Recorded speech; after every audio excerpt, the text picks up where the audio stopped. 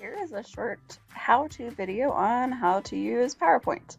First, you have to open up PowerPoint. So go to your page, and then if you don't have it here bookmarked like I do, you can just scroll down in your thing to find PowerPoint, and you should have access to it. And then next, you're going to create a blank presentation.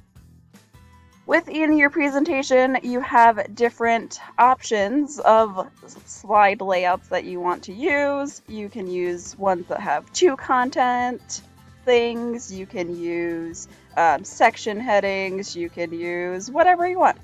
But it's boring to have a boring background. So let's first go into the design section. And this is how you change your background to not be boring. Here's some preset designs. You can choose through one of these and have it be your background, or you can do something else. So however you want to create your presentation with its looks, that is how to do that. When you're going to insert things like a photo, you can do it this way. Go to photo and then either stock images or online images, and insert it this way. So if I wanted to get a picture of, I don't know, a birthday cake, I'm going to click on the one I want. Let's go with this guy. And there you have a picture of a birthday cake. So you could use one of these design ideas on the side if you want to, but you don't have to. Another cool thing that you can do with a picture is you could potentially remove the background. So we're going to click off and click back on the picture and click remove background. And it's going to do the best job it can. And you will have to go in and fix it up a little bit so you can use this tool. It's not perfect, but if that's something you want to do, and then kind of try to fix it as much as possible. Oh, you see like how I fixed that, and then it brought more back. It's kind of an annoying tool. It doesn't work perfectly on here, but it's good. So that is an option if you wanted to remove a background of something. You could. You can also bring your picture back or forward. So say you have multiple pictures. Let's go ahead and I'm going to insert multiple pictures. All right, so I inserted multiple pictures, and the first thing I'm going to do is click off so that it will not edit all of them at the same time. And to shrink down a picture, you're going to always want to do it by the corner, because then it keeps the aspect ratio, and it makes it so your picture isn't distorted. So I'm going to just shrink down all of these pictures. And if you want to reorder them, that is totally okay. If you wanted like this picture that I have clicked on to go ahead of this picture, what you would do is click on it, and then you would bring forward however much you want, and then it goes like that. Maybe I want to bring the cake forward. So I'm going to if I want to bring it to the front, I'm just going to click on the arrow and say bring to front. And now the cake is the topmost thing. And so you just can order things however you want and move them wherever you want to on your screen.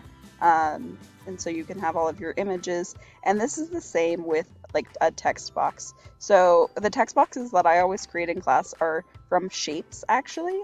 And I normally will choose either the square, or I choose the one with like the cut off corners. And once I have this, I can just type right into it. In order to change the color or something, then you can go to shape format and change the color however you want to do it. You can change the color of your text to whatever color of text you want. Outline can be changed there. Shape filling, if you want to do a color that's not on your list, you can go here and click which color and have it pop up. In order to delete something, all you need to do is to click on it and then just press backspace and it will delete. So that's kind of how to navigate all of that. If you want to put a picture like I do in class as kind of like the background, do 2 clicks and then go to Format Background. And then you go to Picture or Texture Fill and then click Insert. You can use stock images or online images. I'm just going to use stock images. That's where I get the ones from class. But let's say I want to use the daisies. I want it to look nice. I'm use daisies. So if I have a design on, that's going to keep it at the top. And you can see if I'm typing on this picture, I'm not really going to be able to see what I'm typing. So in order to fix that, you really need to put a background in your text. And it doesn't look bad when there's a back, like it still lets the picture shine. If you want to change up the transparency so you can see more of like the picture behind it, you can edit or move the transparency slide a little bit. But you can see even when it's mostly transparent, it helps you be able to see the text a lot better. And so you have to do something like this if you're going to have a background that is entirely a photo, because you want to be able to read what is on the text. And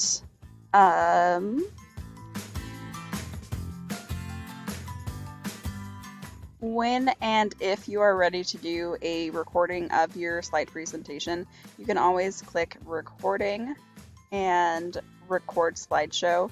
And this will give you options to be able to talk while you're doing it and narrate and go through your slideshow. So that is an option for you, and it doesn't even require you to get on camera. You can just do your voices. So that is that option. And because this is a group presentation, you can share a PowerPoint document between your group members. So if you click up in the corner where it says Share,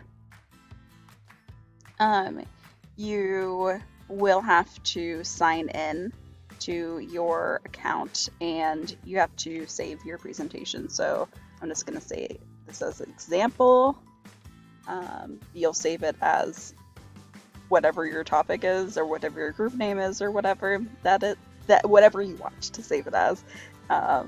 And then it will take a minute and you'll be able to have a link to share with your group members so that everybody can have their hand in editing this document. So it is kind of like a Google Doc in that sense, where you can all share information and edit together.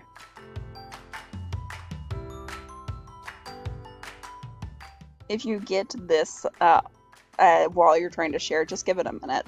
It's because I hadn't saved it previously, and so it wasn't on my OneDrive. And so just give it a minute and then try again to share.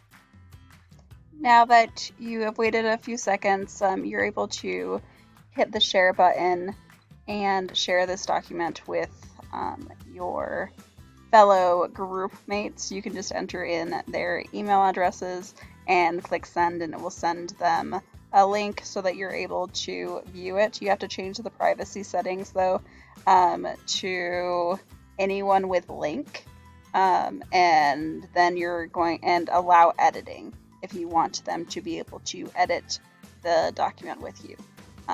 Or you can click anyone with link. That's a really easy way of sharing it and allow edits. Or you can send it to specific people through their email addresses. So if you do it that way, anyone with link, now you can copy it and just creates a shareable link, just like with a Google Doc, and you're able to just put this in to chat and all have this document to look at. So that's going to be really good to do if you're doing a PowerPoint versus a Google Doc, is you are still able to share everything with each other and all work on the same project and assignment. So do that. And that is it for this like mini tutorial of how to use PowerPoint. I hope that it helped.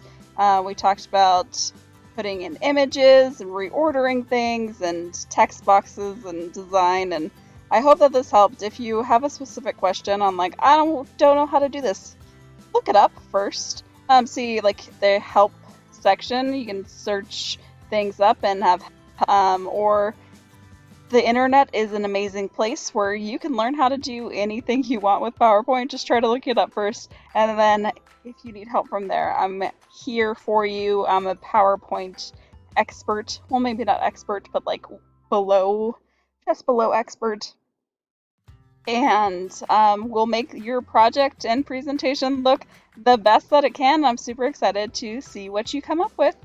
If you have questions, then reach out to me, and I'll see you later. Bye!